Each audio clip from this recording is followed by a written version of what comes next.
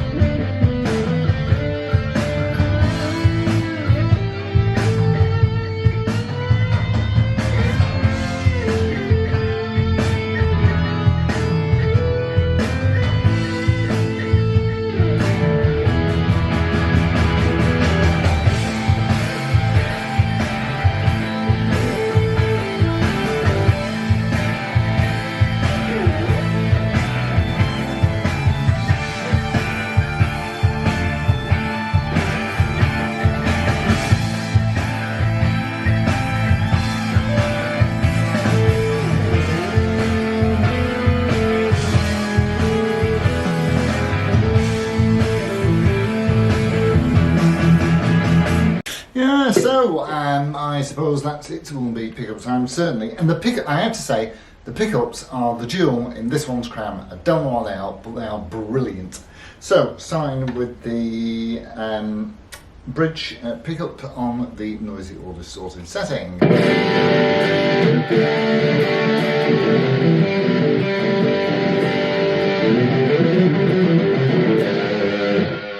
And into the centre.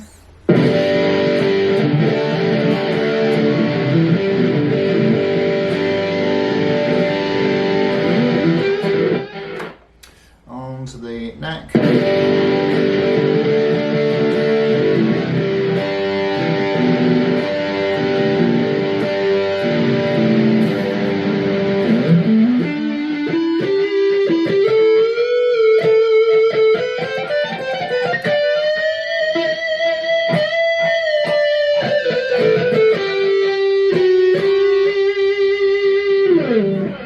Super, let's see how it cleans up. And again, starting with the bridge pickup, everything's flat out.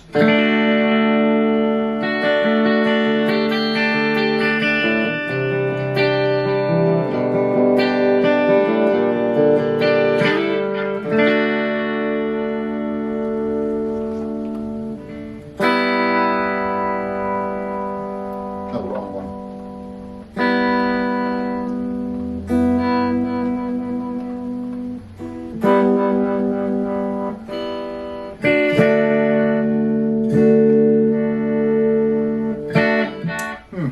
Into the centre.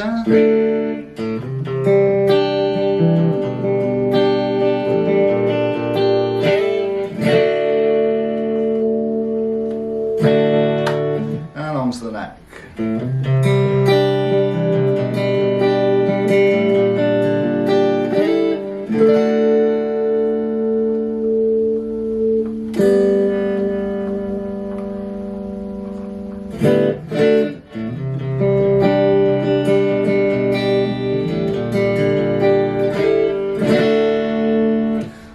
stuff. Right, let's have a look around.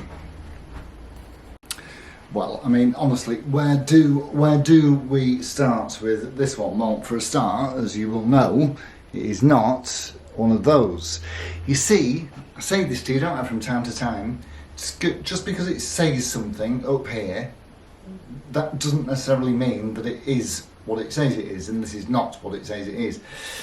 This is probably a little bit like that one that we did last week, that other one that had also been sanded down. They came from different places, but clearly it was two people in the north of England who had a similar idea. So, well, and that is how it came. I wouldn't do that to a guitar that wasn't one of these. So, for example, Gibson Baldwin, Gibson Epoch, I'd do it with one of those, with a Maestro, you know, that's a fair game, I'd say. But something that has nothing to do with these at all, no. But, you know, there it is. So, yeah, right. So apart from that, that's the elephant out of the room. There's another elephant that isn't quite as obvious.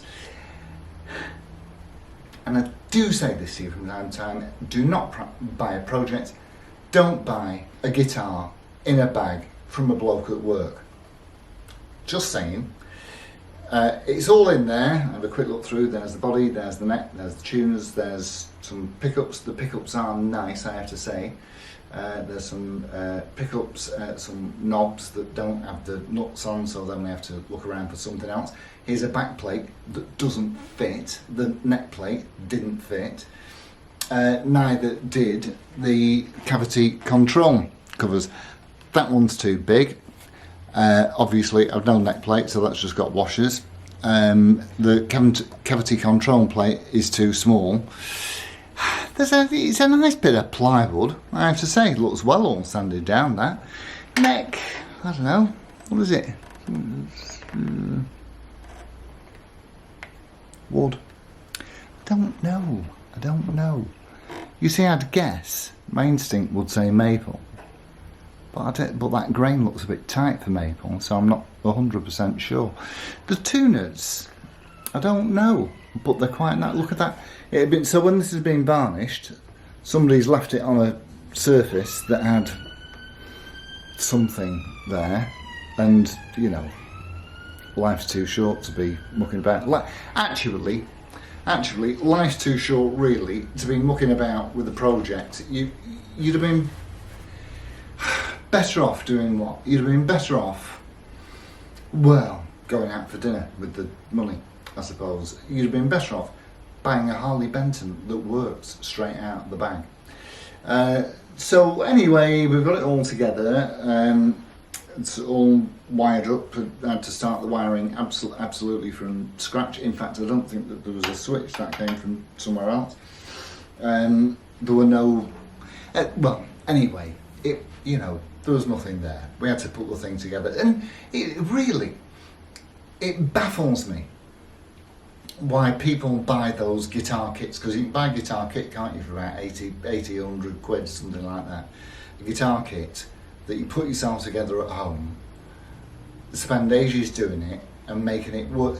How you think you're going to make a better job of something like that than, somebody in a factory somewhere in China who does 100 a day with proper facilities, proper tools and all that kind of caper.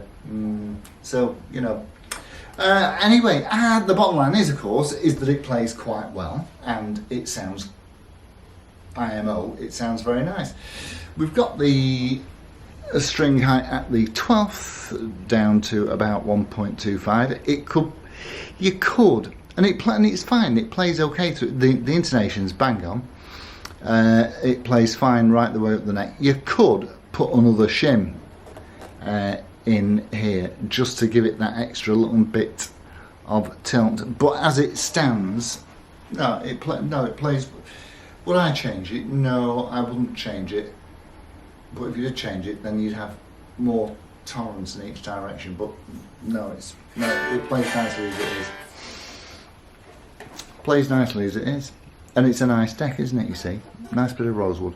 And those block inlays, they're silvery, like they were on that one from last week. So, yeah, nice bit of binding there. Binding all the way around the body, which is clearly plywood, because we can see all the layers. We can see all the layers there, it's nice.